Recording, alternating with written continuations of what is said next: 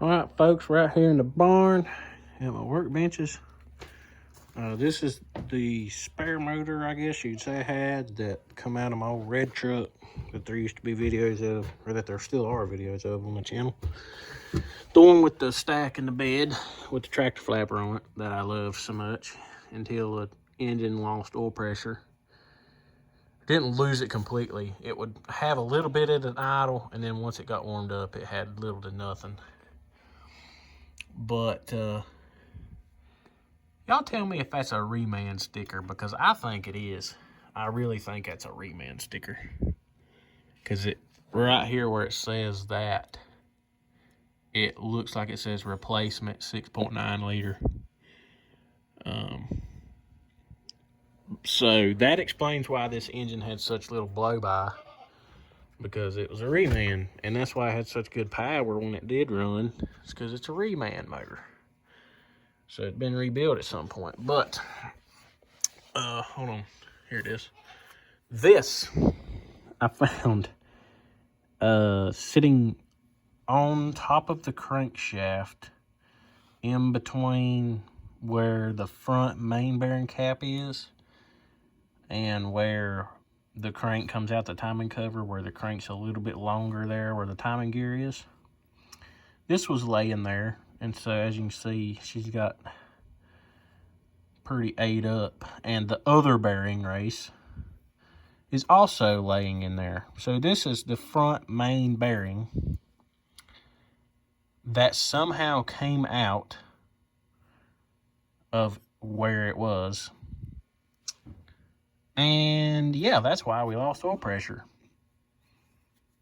Plain and damn simple there. That's why we lost our oil pressure, is because the main bearing cap, or not the caps, but the main bearings somehow come out of the engine where they're supposed to be at. And yeah, so that's where all of our oil pressure went. So yeah, maybe they put the motor together wrong. Maybe they didn't torque it down all the way. And you know, with however many miles is on it and stuff, it just finally come out of there. I don't know. So the whole top end of the motor is probably fine. The pistons, the rods, and all that's probably good because the motor still ran. And so all that stuff's probably fine, I would imagine. I mean, like I say, it was a pretty good motor. It ran good the whole time I had it up until that point. And it even, like I said, it even still ran even with the oil pressure issue. So I think we'll probably reuse the pistons out of this motor. They might even be new pistons if they didn't reuse the old ones. I don't know. Like, not brand new, but newer.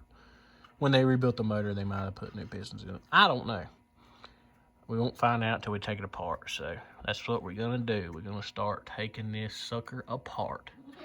And I figure I'd be smart to take the intake off before I take the valve covers off.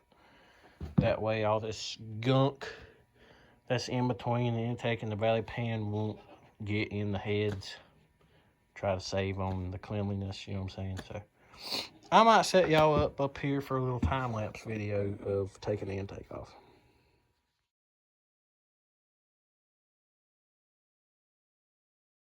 All right, the intake is off. Wasn't too bad to get off there. All the bolts are the same size. They're all a 9/16 head bolt. Just get you your ratchet and go to town. Now, I'm going to be careful as I can with this valley pan because these are so obsolete now, you can't hardly find them. So, like I say, we're going to try to be real easy with this thing. Because like I just said, they're obsolete as crap. Just got to take these two 1/2 inch, or there's 4 up here actually, 1/2 inch bolts out that hold down the front. And I thought there was a different fastener. Yeah, right here. It's like a pipe plug type thing. It's just you stick a 3/8 extension in it and loosen it. That's all it does. It was so covered in grime I couldn't even see it. So yeah, not hard to do, but if you take one of these apart and it's, you know, these days, if you don't mind me saying that, but these days it's hard to find IDI valley pan assemblies. If you do find them, you'll pay for them because they're so rare and obsolete anymore. So I'm gonna try to save on this one. Hopefully I can. But yeah, we'll get this off real quick. All right, folks, I figured I had to show y'all this, how clean, how incredibly clean and sludge free this engine is inside this valley. I mean, that is just astounding how clean it is. Obviously, you might say, well, you're missing 2 push rods. Yeah, I know I am, because, well, I took them 2 out for the dually that I'm working on. Hell, I bet the lifters are probably just fine. There's a piece of metal off something. Maybe off the bottom of the valley pan, I don't know. But, I mean, that's just incredible how clean it is. But I figured I'd let y'all see that. And I guess the next thing I need to do is start pulling the front accessories off. That way I can get the heads off. So, yeah, we'll do that next. All right, as y'all can see, I got all the front accessories off except for the water pump and the crank pulley, which I ain't worried about that right now. But the thermostat, well, she's a little crusty, but not too bad.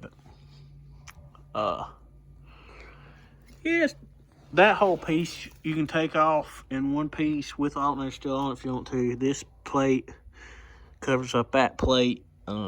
That's the AC bracket plate. So if you have an AC truck, yours will look like that.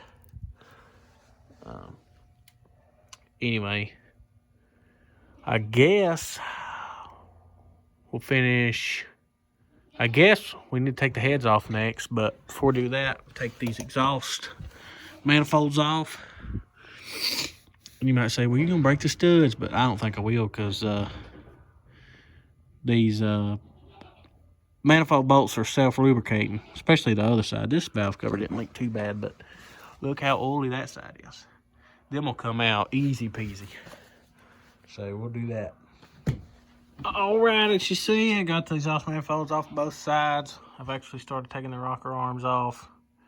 All you need there is a 1/2-inch socket, 6-point socket. But on the head bolts, you do need a 12-point socket to undo them. Obviously, you can tell that by looking at it if you're not dumb. No offense, but that you have to have a 12-point socket for that. Anyway, we'll take the push rods out, and then we'll be literally ready to pull the head off. After I loosen up all these head bolts and take them out. I'm pretty excited to see what the cylinder walls look like and stuff. See how good they look or how bad they look. I'm pretty excited. So let's continue to take the head off here. And yeah.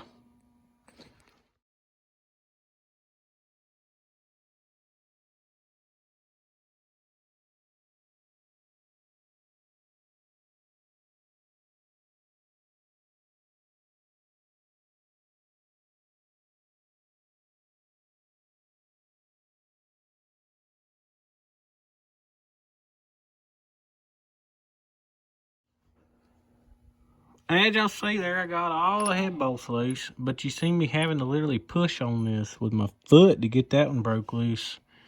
And it ain't getting easier as it comes out. I don't know if it's pulling the threads out of the head or what the deal is with that thing, but it ain't right. This one here, something ain't right with it, I don't know. And I broke my dadgum ratchet the other day. I guess we can take these push rods out, but I broke my stupid, no offense to Craftsman, but it's pretty shitty that while I was rolling the engine over, that the damn thing locked up, and I was hammering on the little lever. It flips it back and forth the directions because I thought that might have got hung up. Well, lever broke off. And yeah. So now I thought it was pretty well a solid, you know, might as well be a breaker bar now. That's what I was using it as. And now it's slipping on the teeth like it's supposed to on a ratchet. So I might take it to the shop and just weld that son of a gun fast and make it a breaker bar. I ain't got a breaker bar anyway, I don't think. If I do, I don't remember where it's at. But yeah, I might just make a breaker bar out of that sucker. Be done with it. Make sure all of them's ready to come out. All but that one. Oh yeah, that one. I don't know. Actually, I don't know what's wrong with it. She being stubborn, but we'll get her out of there. Alrighty, folks. As y'all can see, we're back in the barn here, tearing apart this old 6.9 that come out of my parts truck, my old red truck. I got the other head off. Right here she sits. Y'all just be careful if y'all ever take these heads off these things, because they are ungodly heavy. Okay. I'm making this video for y'all and for myself so I can remember where each rod goes. But anyways, got the motor stood up on the rear, that way I can knock all the piston and rod assemblies out each end. Pretty simple stuff, but let's see. The first one here is M. The second one is K. The third one is Y. The fourth one is X. The fifth one is F. Sixth is E. The seventh is M. And the eighth is O. But I just want y'all to look in here and appreciate just just appreciate how beautiful the cylinder walls are. I mean, I don't know if the camera is focusing on that, or if the camera will pick that up, but there is still crosshatch in the cylinders. I mean, that's insane. But right here, y'all can see where there is no bearing in between the crank and that journal or the cap. Either one, look right there. Well, if it'll focus, come on, you piece of junk. There ain't no bearing there. There's supposed to be a bearing there. I don't understand how that could come out, but either way. Anyway, we're gonna get these pistons knocked out and see what they look like when they're out of the motor. See if the skirts look okay and all that jazz. So yeah. All right, as y'all can see, I got the crank out of the motor, and it was pretty uneventful. Went pretty well. But just look how mint the inside of this motor looks. I mean, she's just clean and pretty as can be. Nice and pulled up. I just want to see what this front crank journal looks like with the crank riding in there with no bearing, if it damaged it or not. I mean, to the naked eye, I can't really say. I don't feel no burrs or no, no imperfections. In fact, that machined edge is still sharp on the front, so that's a good sign.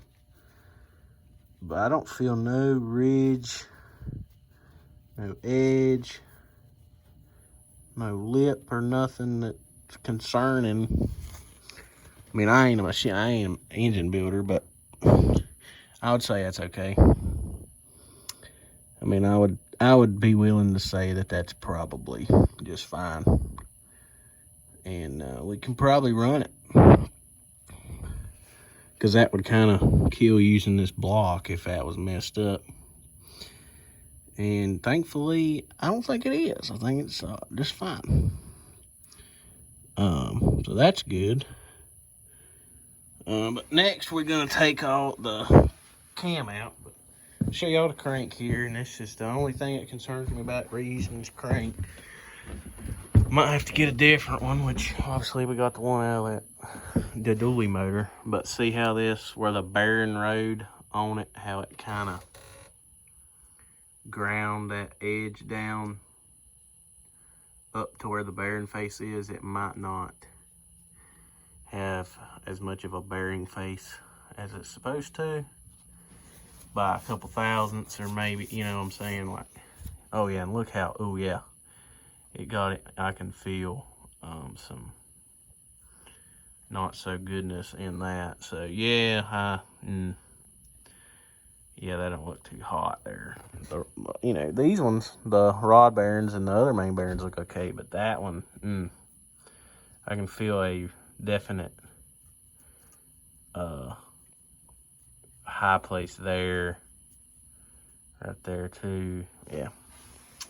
Yeah, I don't know about that crank. I mean, the rest of it's probably good, but that part up there ain't. So yeah, oh well.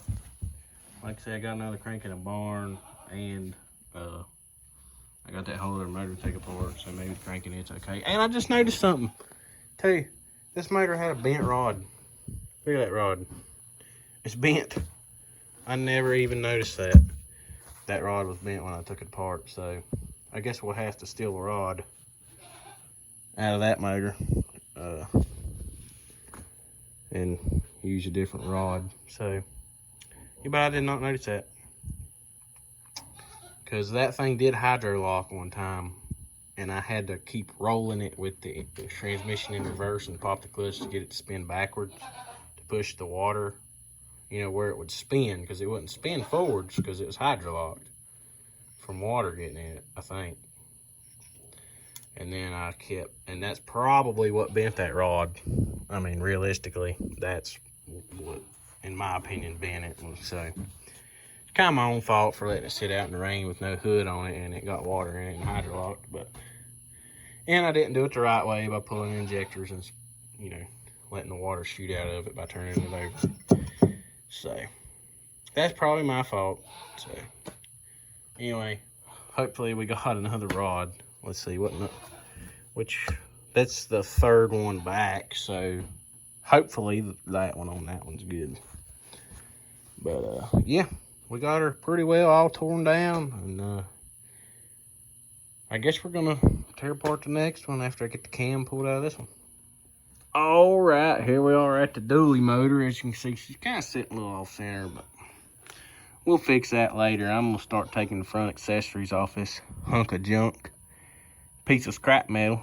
Only thing really worth anything on this motor is probably the injectors and the heads and the injection pump. Other than that, this thing is literally a worthless piece of shit, because the block is bad, and I'm sure a couple of the rods and pistons are bad. So yeah, we're just gonna start taking stuff off this piece of junk. It kind of irritates me. This thing kind of just blew up. So anyways, we're gonna start pulling these accessories off this sucker. Well, folks, as y'all can see, or as you can hear, Fred in the background and the rain on the tin roof in the barn here. But I can see we got the oil pan off, and here's a sneak peek of what it looks like. That's all metal. Huge metal chunks. And look at the metal inside the oil pickup. That's good to be running through your bearings. You know, not like that matters, because the rod and the cylinder, the cylinder is gone, the rod is gone. So yeah, that's what's laying in the oil pan, is the cylinder walls and the rod. So yeah, that's what you want to see. And it, like I said earlier, as you can see, that it's got the nut on that one, but it's sheared that one off. on the rod that ain't destroyed. But yeah, what's this? This is part of our, that's our rod where the wrist pin goes. That's it. Yeah, and the piston. All that is piston, rod, and cylinder wall debris. So yeah, that's good for it, you know. That's what you want to see. Exactly what you want to see. But hey, I mean, you know, what do? You can't fix that. Cannot fix that. Anyway, I'm gonna tear it apart.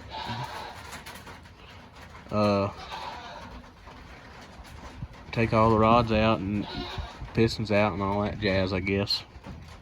Get that done and over with. Anyways, and this oil pan ain't reusable. The block ain't reusable, so that'll be going to the scrap metal pile, or I might try to make some sort of decorative something out of the oil pan. I don't know. Anyways, there we go. That's that. Alrighty, folks, as you can see, I got the crank out of this destroyed engine. Here's the damage it done from the inside, looking up through the cylinder. And look, the rod even got a hold of that side of the cylinder wall on the opposite side of the block. Knocked that oil squirter down. Obviously, it knocked that one up out of the way too. And then here's where the block is annihilated. Cracked right here. Or well, no, that's different. It's cracked through the oil pan bolt hole there. And right there's where you can see the crack on the outside.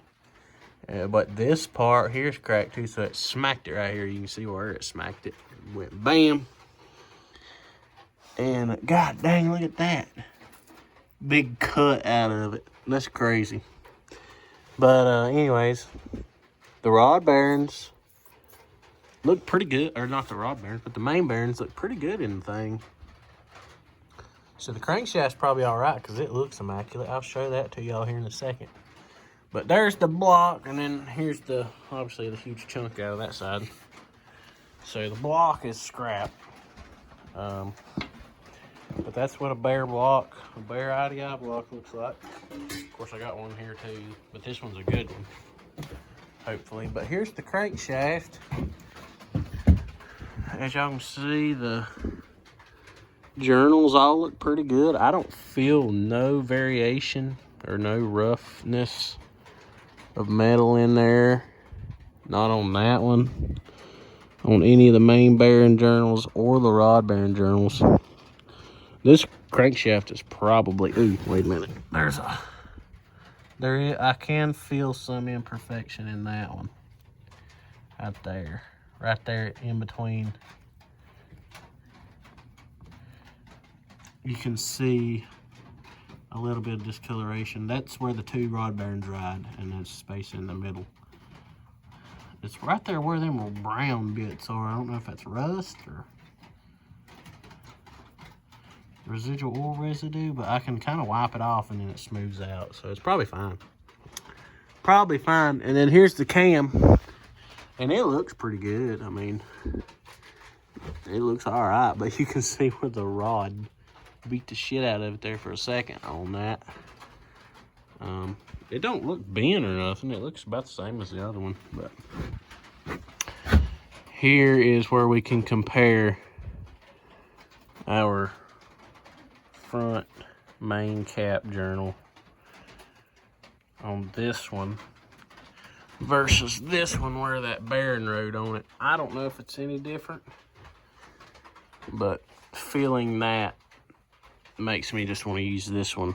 Yeah, this looks way better. If the machine shop I take it to can verify that this crank's good, then that's the one we're going to use.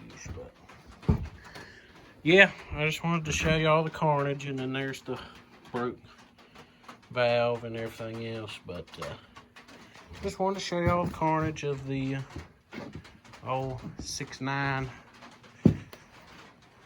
that went kapooey. So there it is, folks.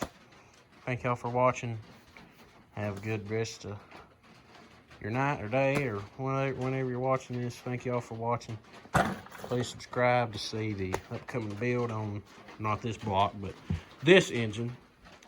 And again, thank y'all for watching. See you on the next one.